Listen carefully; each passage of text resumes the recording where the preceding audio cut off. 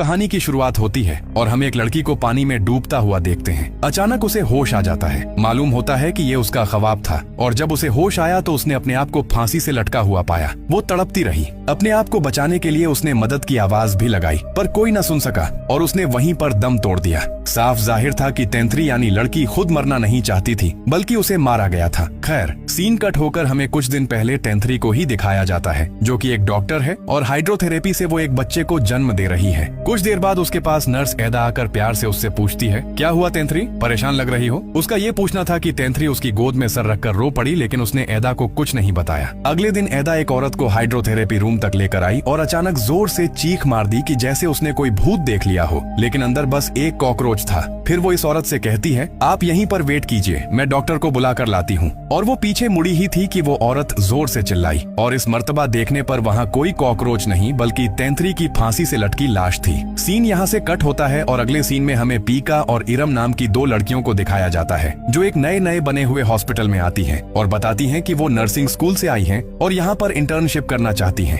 कुछ देर बाद यहाँ पर एक ऑफिसर आता है और इन दोनों से कहता है कि यहाँ पर लड़कियों के लिए कोई इंटर्नशिप नहीं है। आप लोग यहाँ पर आए हैं तो एक रात रुक जाइए, लेकिन कल सुबह को आप चली जाइएगा और डॉक्टर से मैं खुद बात कर लूंगा। यहाँ पर सिर्फ लड़के ही इंटर्नशिप कर सकते हैं। इतनी ही देर में यहाँ पर एदा भी आ जाती है जो इन्हें हॉस्पिटल का विजिट करवाने लगती है। पीका परेशान थी कि क्या इन्हें सच में यहाँ पर इंटर्नशिप नहीं मिलेगी। वह यहाँ पर किसी के रेफरेंस से आए थे। इरम पीका से कहती है कि तुम उससे बात करो। अब बात करने पर वह आदमी इन्हें तसल्ली देता है कि कुछ नहीं होगा, आप लोगों को यहाँ पर इंटर्नशिप मिल जाएगी, मैं खुद यहाँ के ओनर से बात करता हूँ। पीका जब बात करके रूम में वापस आई तो उसने देखा कि इरम किसी से बात कर रही थी कुछ टैबलेट्स के बारे में जो उसने फार्मेसी से लेकर ली थी और वह परेशान भी लग रही थी। पीका के आने पर इरम घबरा जाती है और वहाँ से जाने लगती है। तब पीछे से पीका उसे रोककर बताती है कि तुम्हारी स्कर्ट पर ब्लड लगा है। इरम एकदम से थोड़ा और घबरा गई और फौरन वॉशरूम की तरफ आ गई। कॉरिडोर से गुजरते हुए उसे कुछ अजीब महसूस होता है कि जैसे कोई उसका पीछा कर रहा हो और सच में हम एक डिमोनिक हाथ को उसकी तरफ बढ़ता हुआ भी देखते हैं। जैसे ही इरम को फील हुआ कि उसे किसी ने टच किया है तो उसने पीछे मुड़कर देखा, वहाँ कोई भी नहीं था। उसने इस चीज को इग्नोर किया और सामने वाला रूम खोला।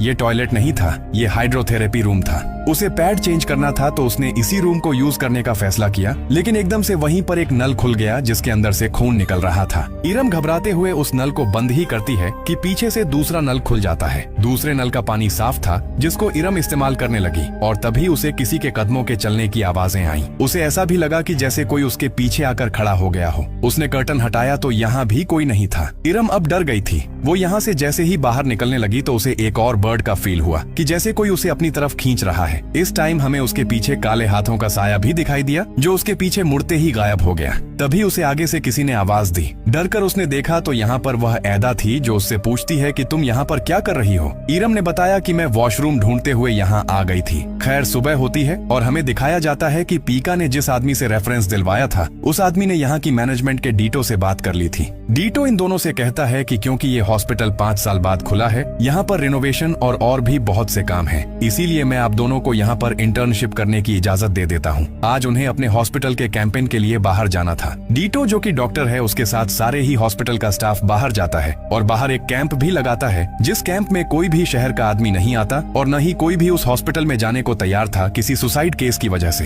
पीका जब ये सुनती है तो एकदम से हैरान हो जाती है। डीटो इसके बारे में कहता है कि वो सुसाइड केस आज से सालों पहले हुआ था। मुझे नहीं लगता कि अब उसे डिस्कस करना कोई अक्लमंदी की बात है। डीटो रिंगो से कहता है कि तुम इन लड़कियों को लेकर हॉस्पिटल वापस चले जाओ, मुझे यहाँ कैंप पर ही थोड़ा काम करना है। सब मान जाते हैं सिवाय इरम के जिसे कहीं और जाना था। वह असल में एक होटल रूम में अपने फ्रेंड से मिलने के लिए आई थी जो इस टाइम भी उससे जबरदस्ती करने की कोशिश कर रहा था। इरम उससे कहती है कि ये सब पहले भी मेरी मर्जी से नहीं हुआ, तुमने पहले भी मेरी ड्रिंक में कुछ मिलाया था और उस दिन नशे की हालत में हम दोनों करीब आ गए थे और देखो उसका अंजाम, आज मुझे फार्मेसी से टैबलेट लेनी पड़ रही है। मैं प्रेग्नेंट हूँ। वो लड़का इरम से कहता है, तुम परेशान क्यों होती हो, मैं तो इसकी सारी जिम्मेदारी लेने के लिए तैयार हूँ। इरम को और भी ज्यादा गुस्सा आ जाता है और वह पूछती है, क्या हर चीज में तुम्हारी मर्जी चलेगी? मैं इतनी बड़ी जिम्मेदारी के लिए अभी तैयार नहीं हूँ। हॉस्पिटल में दिखाया जाता है कि डीटो हाइड्रोथेरेपी रूम को अच्छे से साफ करने का ऑर्डर देता है ताकि उस रूम को किसी और पर्पस के लिए इस्तेमाल किया जा सके। अब अगले सीन में हम इरम को डीटो के साथ देखते हैं ड्यूटी करते हुए। अपने पेशेंट से फ्री होने के बाद डीटो इरम से कहता है कि अभी हमारी ड्यूटी टाइम में खत्म होने में 30 मिनट्स है, कोई भी पेशेंट आए तो तुम मुझे तब बुला लेना।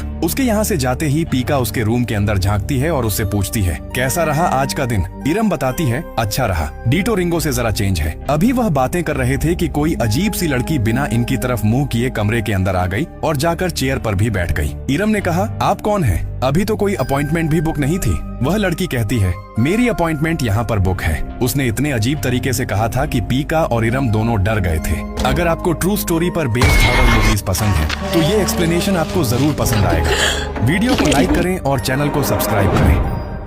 पीका यह कहते हुए यहाँ से चली जाती है कि मैं काउंटर पर इसकी कंप्लेंट करके आती हूँ, और पीछे से इरम उस औरत के पास अकेली रह जाती है। बड़ी ही खौफनाक आवाज में फिर ये लड़की इरम की तरफ मुंह करती है। इरम डर गई। इरम ने उससे नाम पूछा तो उसने बताया, टेंथरी। ये वही टेंथरी थी जिसे हमने मूवी के स्टार्ट में सुसाइड करते हुए भी देखा है। टेंथरी इरम को देखकर कंटिन्यू स्माइल किए जा रही थी और कुछ भी नहीं। डरते हुए इरम शेल्फ की तरफ आकर उससे मुंह मोड़ भी लेती है, लेकिन टेंथरी फिर भी उसे घूरती रहती है और इस दौरान उसके मुंह से पानी टपक रहा होता है। यह देखकर इरम डरते हुए ही सही लेकिन टेंथरी के पास जाती है और उस गंदे मुस्कुराते चेहरे को साफ करने की कोशिश करती है। जिस टाइम इरम ऐसा कर रही थी, टेंथरी उसके पेट पर हाथ रख देती है। इरम और भी ज्यादा डर गई। इरम ने अपने आप पर काबू रखने की कोशिश की, लेकिन एकदम से ही टेंथरी ने उसे डरा दिया और फौरन ही यहाँ की लाइट्स भी चली गईं। इरम की घबराहट तो अब 7वें आसमान को छू चुकी थी। उसने कांपते हुए हाथों से अपना मोबाइल ढूंढा, लाइट ऑन की और शॉक रह गई क्योंकि टेंथरी अब वहाँ नहीं थी। लेकिन जैसे ही वह दरवाजे से बाहर जाने लगी तो उसके मुंह पर दरवाजा बंद हो गया और जब खिड़की की तरफ मुड़ी तो खिड़की भी बंद हो गई। पीछे से कुछ टूटने की आवाजें आईं।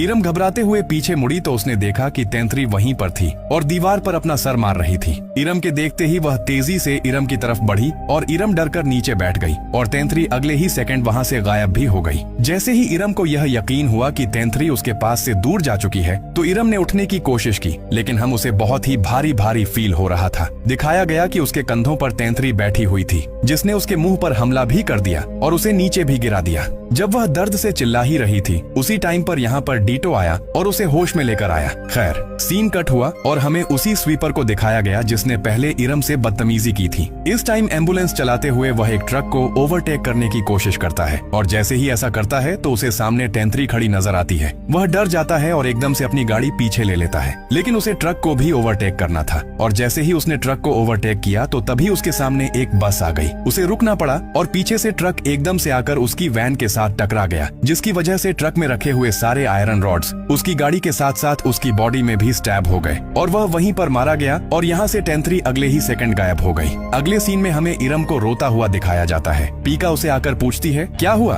तो वह बताती है कि कल हीरो ने मेरे साथ बदतमीजी की थी और मैंने दिल में ही दुआ मांगी थी कि वह मर जाए, लेकिन मैं सच में ऐसा तो नहीं चाहती थी। क्या वह मेरी वजह से मरा है? यहाँ पर पीका उसे हौसला देती है और कहती है, परेशान मत हो, ये सब तुम्हारी वजह से नहीं हुआ। दूसरी तरफ अब हमें एदा और एक और आदमी को दिखाया जाता है जिन्हें डीटो ने हाइड्रोथेरेपी रूम को ठीक करने का ऑर्डर दिया था, लेकिन इस रूम को जितना ठीक करते थे वह और खराब होता जाता था। कभी उसके नल टूट जाते थे, कभी वहाँ का जनरेटर काम करना बंद कर देता था, तो कभी वहाँ पे खुद ब खुद चीजें टूट जाती थी। वह आदमी एदा से कहता है, यह रूम ठीक नहीं हो सकता, बेहतर यही है कि इस रूम को हमेशा के लिए बंद कर दिया जाए। यही फैसला करते हुए यह लोग इस रूम के दरवाजे की जगह एक दीवार बना देते हैं और फौरिग होकर जैसे ही ये आदमी बाहर जाने लगता है तो एकदम से वहाँ लाइट चली जाती है। उसे करीब से किसी औरत के जलने की भी आवाजें आती हैं। उसे लगा कि एदा होगी। वह पहले गया, जनरेटर उसने ऑन किया और एदा से कहा कि यहाँ मत फिरो। अब उसने ये बात बोली ही थी कि पीछे दीवार पर हमें टेंथरी को उल्टा लटका दिखाया गया और जैसे ही उसने आवाज की तरफ मुंह किया तो टेंथरी फौरन ही उसके मुंह के आगे आ गई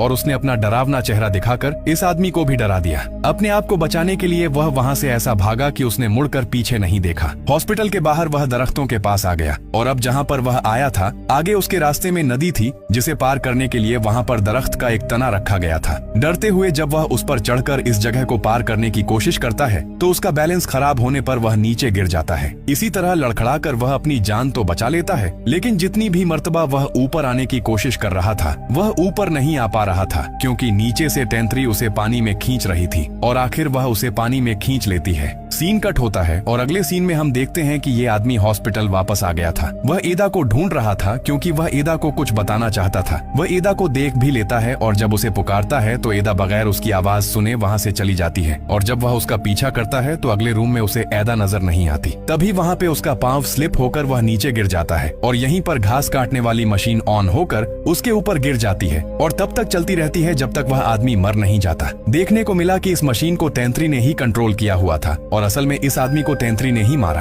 अगले सीन में हम पीका और इरम दोनों को सोते हुए देखते हैं। यहाँ पर पीका को सोते हुए झटके लगने लग जाते हैं और थोड़ी देर बाद जब वह होश में आती है तो देखती है कि इरम को भी झटके लग रहे थे। वह इरम को होश में लेकर आती है और इरम उसे बताती है, तुम्हें याद है उस दिन वह लड़की जो डेंटल चेयर पर आकर बैठ गई थी, इस टाइम वही लड़की पहले तुम्हारे ऊपर थी और जब मैंने तुम्हें देखा और जगाने की कोशिश की तो वह मेरे ऊपर आ गई। ये सब बातें बताते हुए इरम बहुत ज्यादा घबराई हुई थी। वह बताती है उसकी लंबी सी जुबान थी जिससे वह मुझे चाट रही थी और वह मेरे बालों के साथ भी खेल रही थी। वह कोई इंसान नहीं है पीका।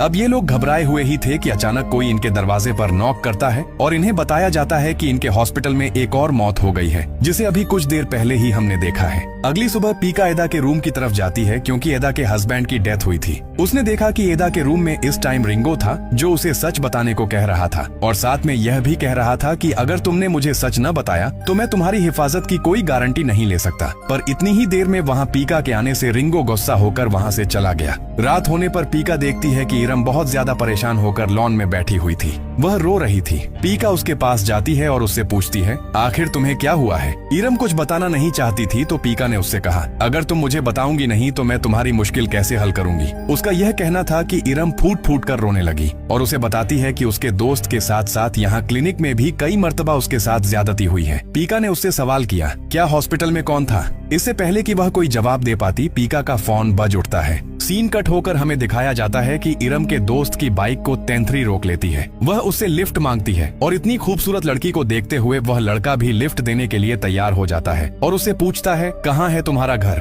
वह उसे घर की डायरेक्शन दिखाती है और उसके पीछे बैठ जाती है। इस टाइम तेंत्री उसे एक ऐसा इल्यूजन दिखाती है कि जैसे वह एक ब्रिज पर हो। वह उसकी कमर को पीछे से पकड़ लेती है और वह लड़का इस एहसास में बाइक की स्पीड तेज कर देता है और वह पहाड़ी से नीचे गिर जाता है क्योंकि असल में यहाँ पे कोई भी ब्रिज नहीं था। पीका को भी जो कॉल आई थी वह इसी एक्सीडेंट के बारे में आई थी, इसीलिए वह फौरन इरम को लेकर निकल जाती है। ये लोग भी उस हॉस्पिटल में जाते हैं तो देखते हैं कि उस लड़की की मॉम बहुत ज्यादा रो रही थी। इरम जब बहुत ज्यादा इमोशनल हो चुकी थी वह उठकर अपने हॉस्पिटल में वापस आती है, जल्दी जल्दी अपना सामान पैक करती है और यहाँ से जाने लगती है। पीका जब उससे सवाल करती है कि तुम ट्रेनिंग क्यों छोड़ रही हो तो इरम कहती है, मैं ट्रेनिंग करूं ही क्यों जब मैंने जाकर डीमंस का ख्याल ही रखना है। वैसे भी वह कौन सा मुझसे कोई बात पूछता है। वह मुझ पर फोर्स करता है। पहले उसने मुझे ड्रिंक किया, मेरे साथ ज्यादती की और उसके बाद जब मैं प्रेग्नेंट हो गई तब उसने मुझे अबॉर्शन करने के लिए फोर्स किया। ये सुनकर पीका शॉक रह गई थी। इतनी बड़ी बातें तो इरम ने उसे बताई नहीं थी। इससे पहले कि पीका उसे कह पाती इरम उससे कहती है कि तुम तो एक फरिश्ता हो,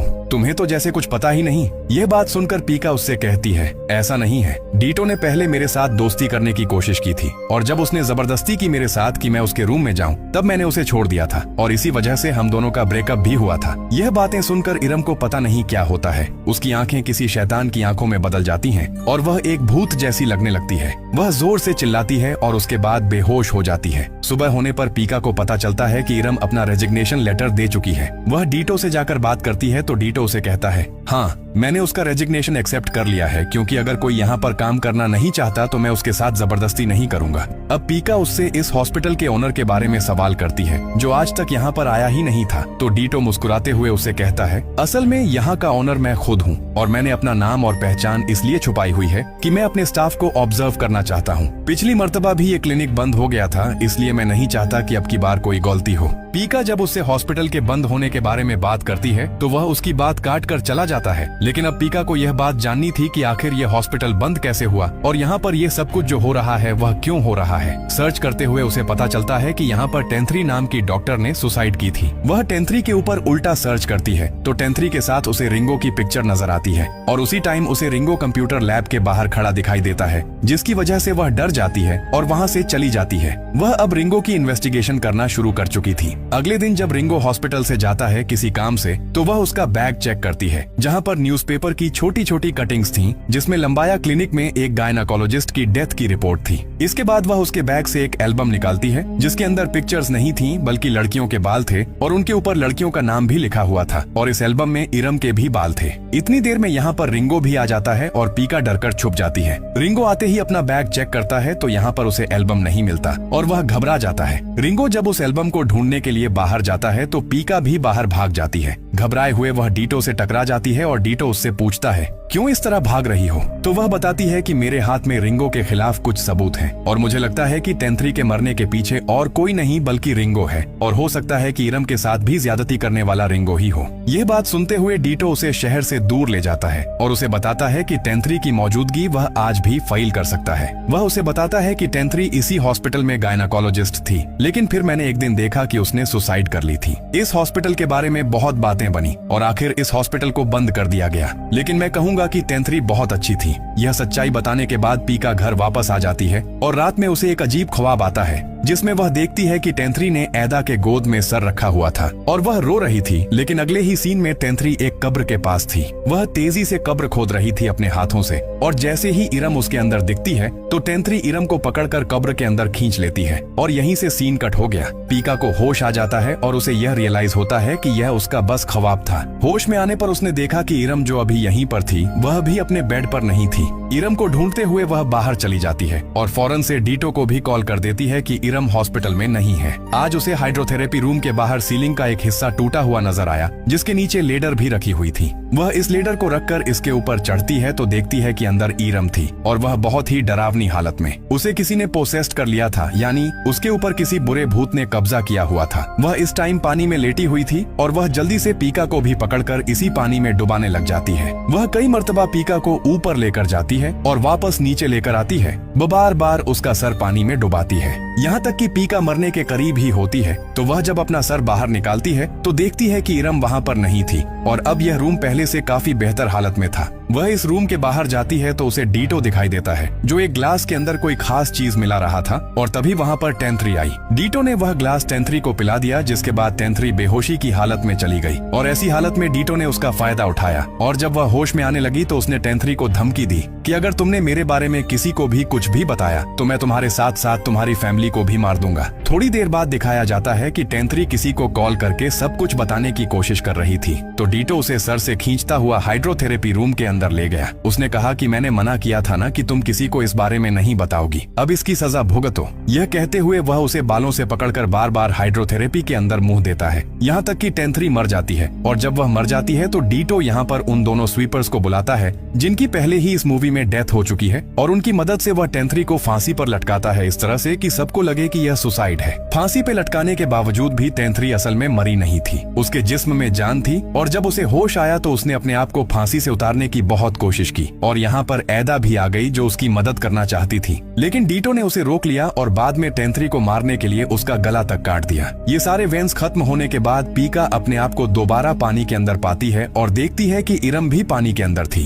इतने में असली डीटो भी यहाँ आ जाता है और उनसे पूछता है, क्या सब ठीक है? पीका कहती है, सब कुछ ठीक है और इरम का ख्याल भी मैं खुद ही रख लूंगी। यह कहकर वह इरम को अपने कंधे पर डालते हुए यहाँ से ले जाने लगती है और इरम उससे पूछती है कि तुम वहाँ क्या करने गई थी? इरम बताती है कि मैं वहाँ पर अपना खुद अबॉर्शन करने गई थी। और यहाँ पर एक और वीएन से हमें पता चलता है कि इरम के साथ भी किसी और ने नहीं बल्कि डीटो ने ही ज्यादती की थी और यह वीएन इरम को आते ही इरम एक और मर्तबा बेहोश हो जाती है। अब इतने में ही उसके पीछे डीटो आ जाता है और उसे पीछे से पकड़ लेता है और कहता है कि अगर तुमने भी किसी को इस बारे में बताया तो मैं तुम्हें भी मार डालूंगा। यह कहते ही वह उसके साथ जबरदस्ती करने लगता है। पीका जब अपने आप को बचाने की कोशिश करती है तो वह एक पिन लेकर उसके हाथ में स्टैब कर देता है। पीका जब दर्द से चिल्लाती है तो वह उसके साथ जबरदस्ती करता है कि तुम रोना बंद करो। इससे पहले कि वह कुछ और कर पाता, पीछे से रिंगो आकर एक बड़ा सा इंजेक्शन डीटो की गर्दन में लगा देता है, यहाँ तक कि डीटो बेहोश हो जाता है। वह उसे बताता है कि मैं ही टेंथरी का फियांसे था, इसलिए उस दिन तुम्हें पिक्चर्स में मैं उसके साथ दिखा। टेंथरी जब मरी तब वह प्रेग्नेंट थी, लेकिन मैं उस बच्चे का डैड नहीं था। मुझे यह भी पता था कि टेंथरी के साथ जो कुछ हुआ वह उसे क्लिनिक में हुआ, लेकिन मैं पुलिस को इसलिए नहीं बता सका क्योंकि मैं जानता था कि डीटो बहुत ज्यादा होशियार है। इस वजह से मैं खुद भी मुश्किल में आ जाऊंगा, लेकिन उस सब के बावजूद भी मैं टेंथरी को अपनाना चाहता था। लेकिन अगले ही दिन मुझे टेंथरी की हॉस्पिटल में लटकी हुई लाश मिली।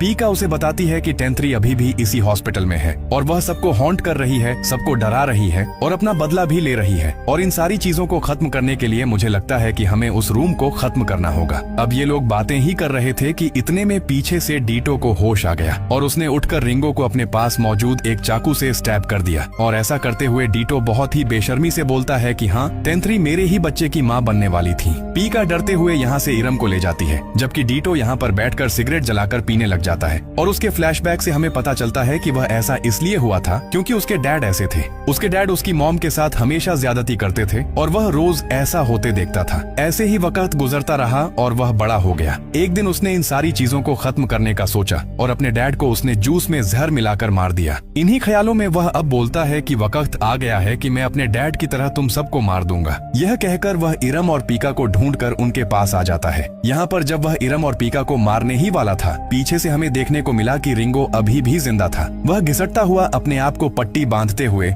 हाइड्रोथेरेपी रूम को तबाह करने की कोशिश करता है, जबकि यहाँ पर डीटो अब इन दोनों लड़कियों को मारने ही वाला था। इससे पहले कि वह ऐसा कर पाता, यहाँ पर ऐदा आकर एक नाइफ उसकी चेस्ट में स्टैब कर देती है और कहती है, बस बहुत हो गया तुम्हारा खेल। जिसके बाद अब ऐदा इरम के पास जाती है और उससे पूछती है, क्या तुम ठीक हो? ऐदा उससे पूछती है कि क्या आप टेंथरी को जानती हैं? ऐदा शौक में रह जाती है और हाँ में जवाब देती है। अब इरम आगे होकर ऐदा के नाक से नाक मिलाती है और ऐदा को याद आता है ऐसा सिर्फ टेंथरी ही करती थी। और इस टाइम रिवील हुआ कि इरम के अंदर और कोई नहीं बल्कि टेंथरी ही थी। ऐदा ने रोते हुए उससे कहा, मैं तुम्हें आज भी मिस करती हूँ। तभी उसने यह कहा ही था कि पीछे से डीटो ने आकर ऐदा के ऊपर हमला कर दिया, जिसके बाद अब वह पीका को मारने के लिए उसकी तरफ बढ़ा। लेकिन वह नहीं जानता था कि इरम की बॉडी में टेंथरी अब उसे खत्म करने के लिए आ चुकी है। वह पीछे से उसके ऊपर हमला करती है और जब वह नीचे गिर जाता है तो वह उसके ऊपर चढ़कर बैठ जाती है। वह उसकी आंखों पर हमला करके एक आंख भी निकाल देती है और इससे पहले कि वह उसकी दूसरी आंख पर हमला करके वह भी निकाल देती,